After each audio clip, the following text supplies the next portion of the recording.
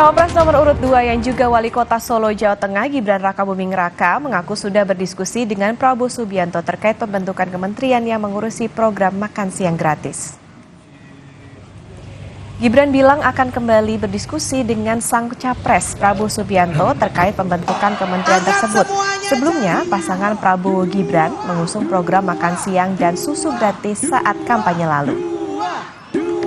Berikan tepuk tangan sekali lagi yang paling meriah. Kasih tahu ya, makasih ya.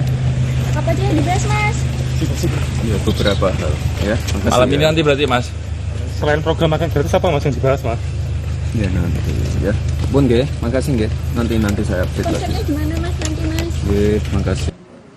Saudara, informasi tadi sekaligus mengakhiri Kompas Pagi hari ini. Terima kasih atas kebersamaan Anda. Saya Imron Fadilah. Dan saya Putri Oktaviani, pamit undur diri. Terima kasih. Sampai jumpa.